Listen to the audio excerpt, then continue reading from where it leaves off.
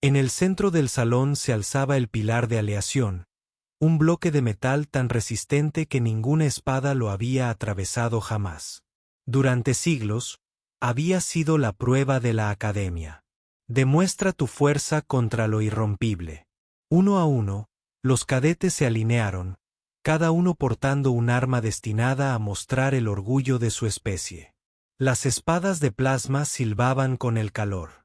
Las hachas de cristal brillaban como relámpagos congelados. Los martillos de aleación chispeaban con poder enjaulado. Cada golpe impactaba contra el pilar con una lluvia de chispas, y cada golpe fallaba. El metal permanecía impecable, inmóvil. El humano esperaba al final de la fila. Cuando llegó su turno, dio un paso al frente con solo una lanza de madera. El fuego suave se oscureció, afilado a mano. El salón estalló en carcajadas. «Frágil», gritó alguien. «Un golpe y se romperá», se burló otro. «¿Lo talló en el dormitorio?» Los instructores no intervinieron. Observaron, neutrales, con expresiones indescifrables. «Todas las armas serán probadas por igual», dijo uno de ellos con calma. Eso solo alimentó la burla. El nombre del humano era David Carter. No llevaba aumentos visibles ni mejoras de armadura. Su paso era firme, pero anodino. Su postura se relajó, casi demasiado informal para el tono ceremonial de la prueba, y aún así avanzó hacia el pilar sin dudarlo. La habitación se oscureció ligeramente mientras el campo de protección se ajustaba para la siguiente prueba de impacto. La superficie de la aleación brillaba bajo las luces del techo, intacta por los últimos 20 golpes. David apoyó la punta de la lanza de madera contra la base del pilar. Sin florituras, sin postura, solo una respiración mesurada y un agarre más firme. Impulsó la lanza hacia adelante con un golpe limpio y seco. El sonido no fue el crujido de la madera al romperse. Fue un trueno. El impacto envió una onda expansiva a través del suelo. Los cadetes se estremecieron, uno se tambaleó hacia atrás y se estrelló contra la pared. El pilar crujió, y una larga y dentada fractura se abrió paso a través de su superficie, zigzagueando desde el punto de impacto como un rayo en un cielo tormentoso y oscuro. La lanza de madera se retiró entera, intacta. La punta endurecida por el fuego estaba quemada, pero intacta. La aleación, el metal que ninguna hoja había dañado jamás, llevaba la marca de un solo golpe humano. La risa se apagó al instante. Durante un largo instante, nadie se movió. Una cadete cristalina avanzó con cautela, tocando la grieta con una mano de dedos largos. «Es real», dijo en voz baja. Otro cadete pasó un sensor por la grieta. La pantalla destelló con alertas de fallo estructural. «Profundidad de fractura interna, 11,2 centímetros», dijo con incredulidad. «Pero eso no es posible. Ese metal está clasificado para desviar impactos orbitales». Los instructores intercambiaron miradas. David retrocedió un paso, colocándose la lanza sobre los hombros. No habló. Uno de los cadetes Drex, más corpulento que la mayoría, con ojos como brasas, avanzó con paso firme. «¿Cuál es el truco? ¿Está mezclado con plasma, un núcleo vibratorio oculto? Dinos qué hay en el mango». David se giró, con la voz casi rígida. La risa no regresó esta vez. Un instructor levantó la mano. «Entregarás el arma para su análisis». David asintió y se la entregó. Los técnicos de laboratorio la llevaron a la cámara de diagnóstico, colocándola en una base de escáner.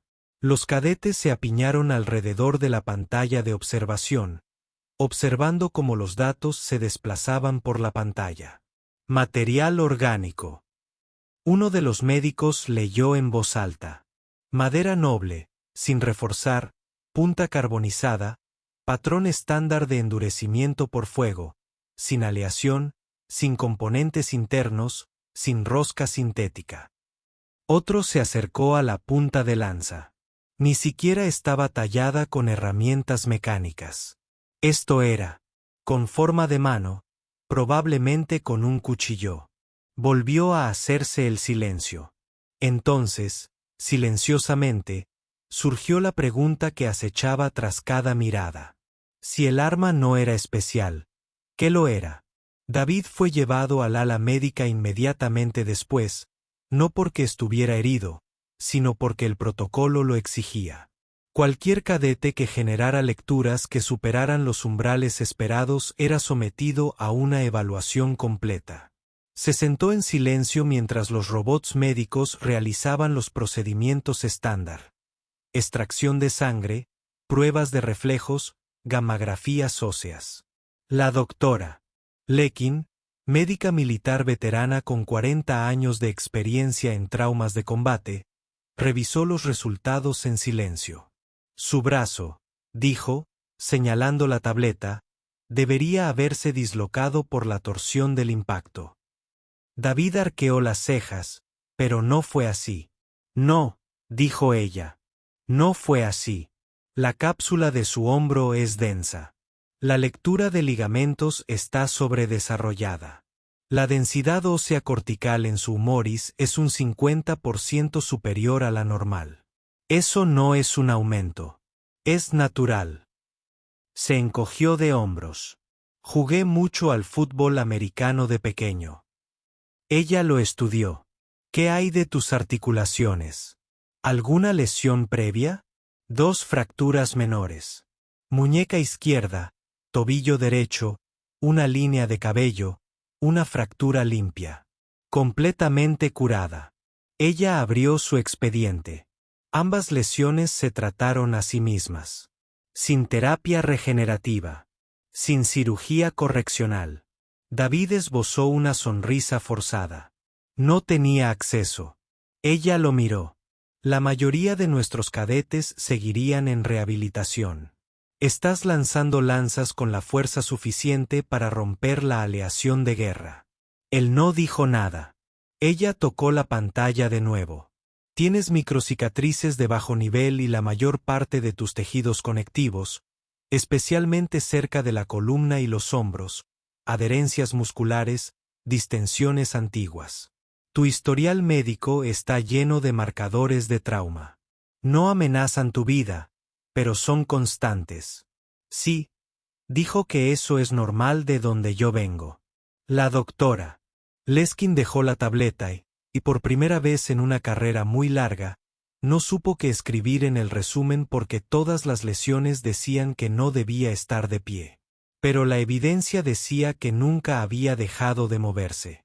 La lanza le fue devuelta a David 3 días después, inalterada, intacta, envuelta en la misma tela con la que la había traído. La aceptó con un gesto de la cabeza. Sin ceremonias, sin reconocimiento.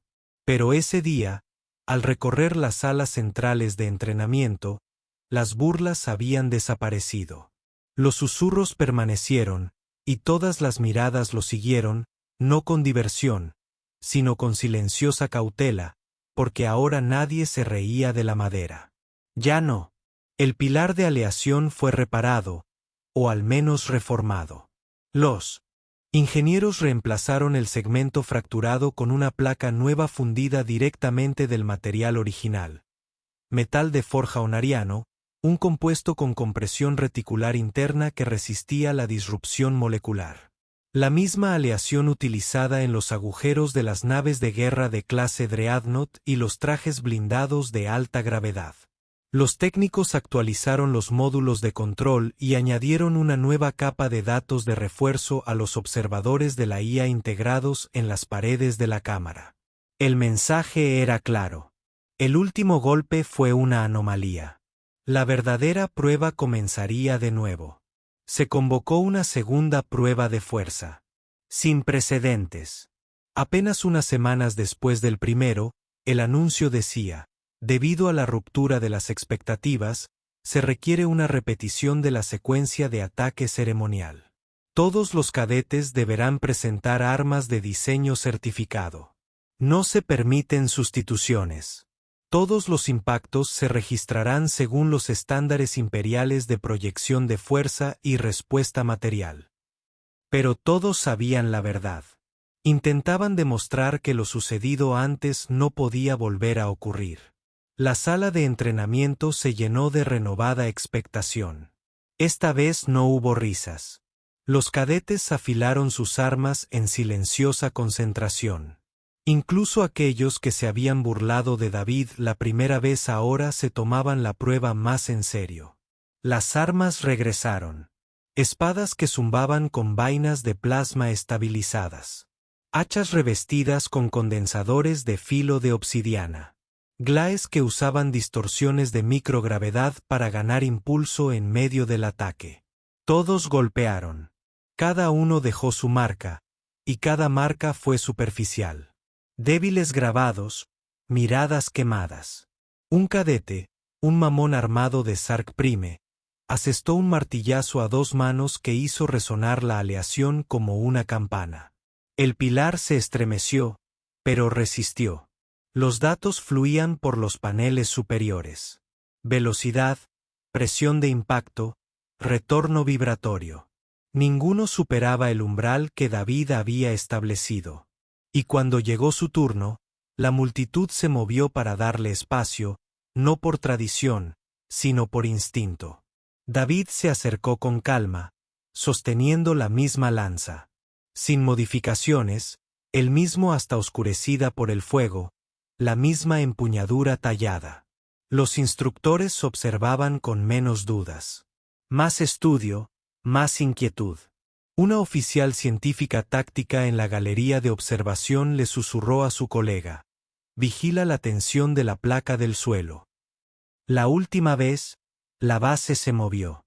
David se paró frente al pilar. Aún concentrado, ajustó ligeramente su postura, un detalle que solo unos pocos notaron. El peso se movió de forma diferente esta vez. Entonces, sin dudarlo, golpeó.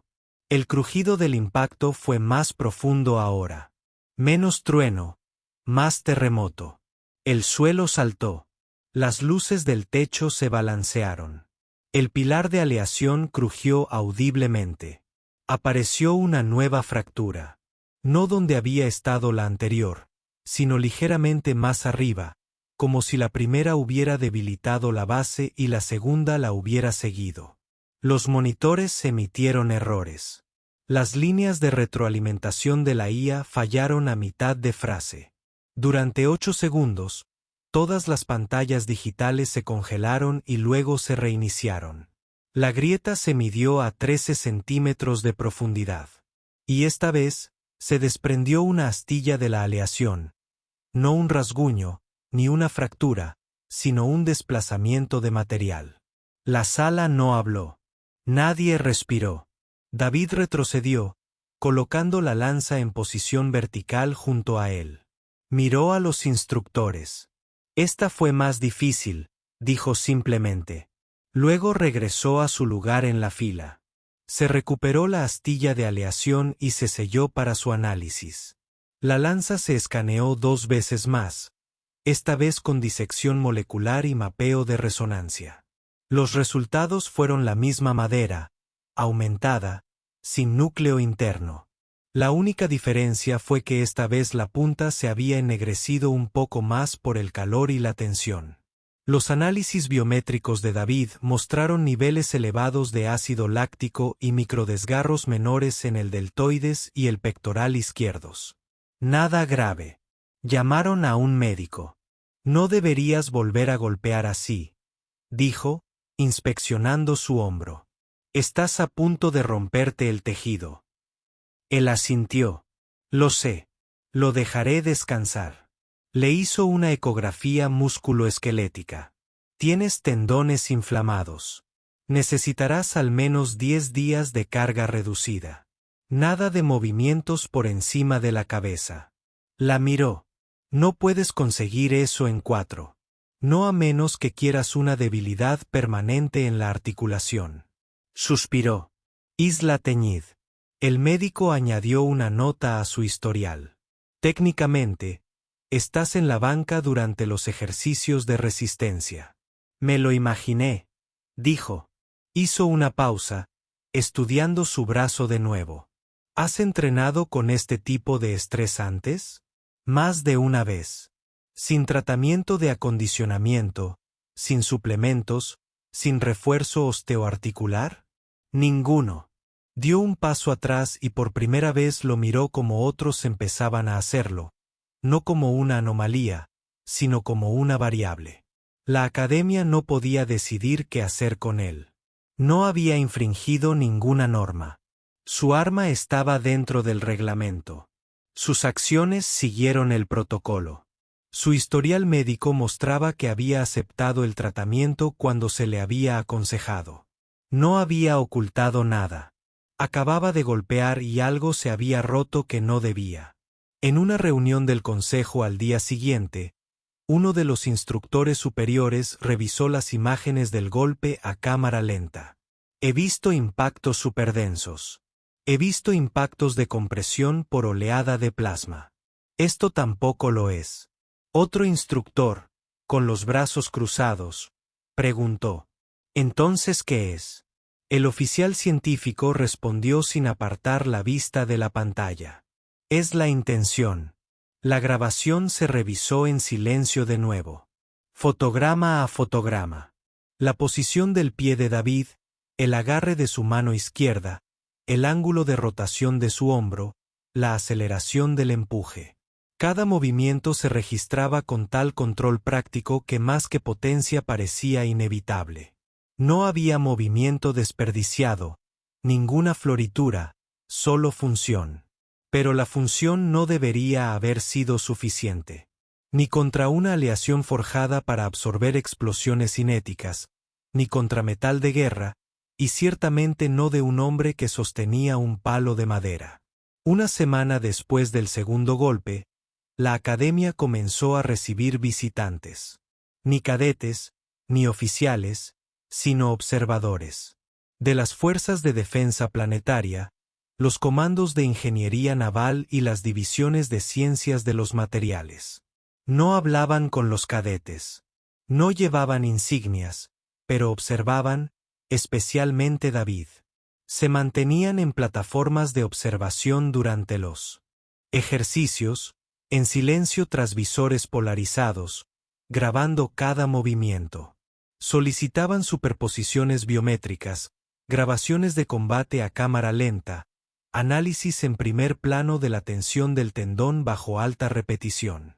David sabía que estaban allí. No los reconoció. Seguía entrenando solo. Su hombro se recuperaba lentamente, como siempre. Hielo, descanso, movimiento controlado. La academia ofrecía tratamientos de reparación avanzados, pero él rechazó cualquier tratamiento que no fueran antiinflamatorios y gel regenerativo tópico. Necesitaba recuperarme. No, les dijo a los médicos. No rápido. Su rango de movimiento estará limitado al menos durante una semana más, advirtió uno. Puedo adaptarme, respondió. Y lo hizo. Cambió sus ejercicios a golpes más bajos, modificó el ángulo del hombro y reentrenó sus movimientos para adaptarse al dolor sin provocar más daño. Los observadores anotaron cada cambio. Los instructores dejaron de intentar adivinar qué hacía. Simplemente observaban. La tercera prueba no se anunció. Simplemente ocurrió. Una mañana, los cadetes llegaron a la sala y encontraron que el pilar de aleación había sido reemplazado por otra cosa. Una esfera, todavía hecha de aleación de Ancarion, pero moldeada como un orbe perfecto suspendido en el aire dentro de un campo de anclaje gravitacional. Sin base para apoyarse, sin cimientos que soportaran un impacto.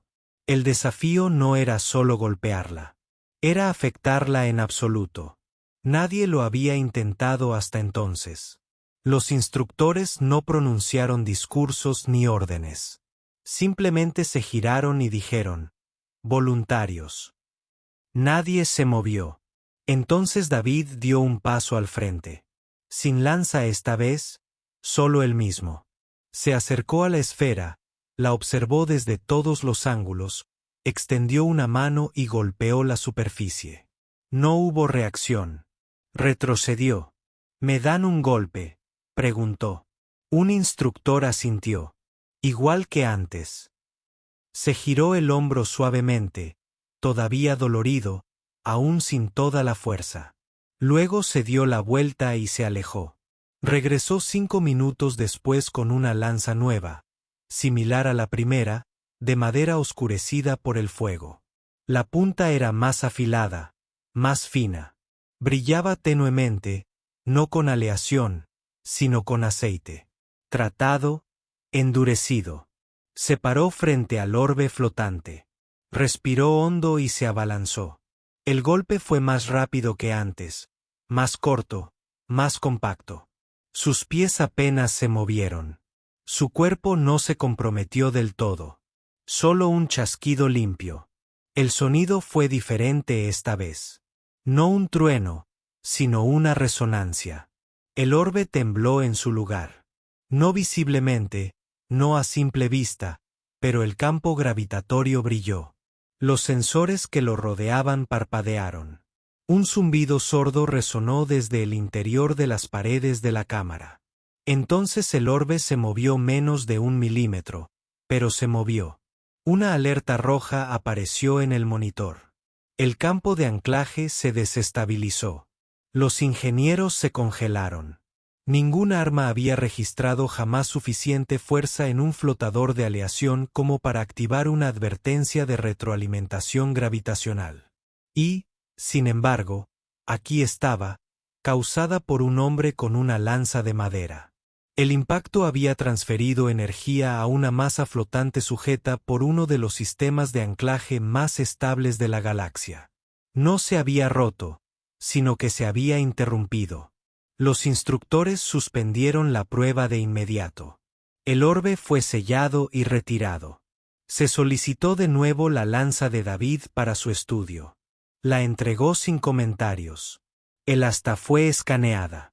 La misma madera, la misma técnica de endurecimiento por fuego. El único añadido, un afilado preciso de la cabeza para una mayor flexión en el momento del impacto. Una versión primitiva de lo que los ingenieros llamaban impulso repentino. Diseñado no para cortar ni perforar, sino para transferir fuerza. No fue un accidente. Fue diseño. La academia ya no era un lugar de risas. Los cadetes se cruzaban con más cautela. Afilaban sus armas menos por ostentación, más por funcionalidad. Los campos de práctica quedaron en silencio porque una pregunta ahora habitaba en el silencio. Si un arma de madera moldeada a mano podía hacer esto, ¿de qué más eran capaces los humanos? Los instructores debatieron a puerta cerrada. Algunos abogaban por prohibir las armas no reguladas. Otros sugerían reclasificar a los cadetes humanos en programas de entrenamiento especializado. Algunos preguntaron en voz baja si debían recibir instrucción. Pero la oficial de mayor rango, la comandante Talik, tomó la decisión final. Que entrenen, dijo, y fíjense en con qué entrenan. Cuando David pasó por el Mesaul la noche siguiente, una cadete se le acercó. Era alta, de piel cristalina, y portaba una aguja de plasma que en su día le había otorgado las mejores calificaciones en control de armas. No se burló. No le pidió probar su lanza. Simplemente dijo, «¿Puedes enseñarme cómo piensas cuando tallas madera así?» David la miró un momento, asintió, y se sentaron a una mesa, solos en un rincón, con una servilleta y un palo de comer medio afilado. Empezó a explicar la dirección de la beta, la tensión y cómo el fuego cambiaba la flexibilidad. No en teoría, sino en la sensación. El rumor del tercer golpe se extendió mucho más allá de la academia. La grabación se filtró, nadie admitió cómo, y en cuestión de días se extendió por todos los principales canales militares de los sistemas exteriores, no como documentación oficial, sino como un mito. Un cadete humano, desarmado y de tamaño pequeño, Empuñaba una lanza de madera que golpeaba la aleación con tal precisión que desestabilizaba una esfera gravitatoria. El número de visualizaciones se disparó. Los videos de análisis inundaron los foros. Los ingenieros discutían si la lanza había sido mejorada en secreto. Los especialistas en biomecánica intentaron recrear el golpe digitalmente, pero las simulaciones no pudieron replicar el resultado porque todos asumían que se trataba de un arma diseñada para romperse. Aún no lo entendían. La lanza no había sido moldeada para destruir. Había sido moldeada para sobrevivir al contacto. En la academia, los pasillos habían cambiado. Los cadetes ya no pulían sus armas para exhibirlas. Ahora entrenaban en parejas, estudiando la transferencia cinética, interpretando los ángulos de aproximación, revisando imágenes de su propia forma. Las conversaciones pasaban del volumen de fuerza a la colocación, del rendimiento de la temperatura al control, y siempre en algún lugar al fondo de esas conversaciones estaba David Carter. No sermoneaba, no corregía a nadie, pero uno a uno, los cadetes comenzaron a acercarse a él. No para copiar, sino para aprender. Lentamente, en silencio, como estudiantes reunidos alrededor de una fogata que no entendían solo para sentir el calor. Una noche, después de apagar las luces, alguien deslizó una nota bajo su puerta. Decía, si eso es lo que se hace con la madera, ¿qué pasa cuando se forja metal? Dobló la nota y no respondió porque aún no la entendían. Nunca se había tratado del material. Siempre se había tratado de las manos. 3 días antes de la graduación, los instructores lo llamaron. La comandante Talik esperaba dentro de la cámara de archivo, su alta silueta recortada contra un fondo de diseños de armaduras y esquemas de armas grabados. Le hizo un gesto para que se sentara. En la mesa, entre ellos, estaba la lanza, limpia, escaneada, intacta. Te reasignarán después de la graduación, dijo. No hay infantería, ni hay reconocimiento. David asintió. Te envían al límite. Arqueó ligeramente la ceja.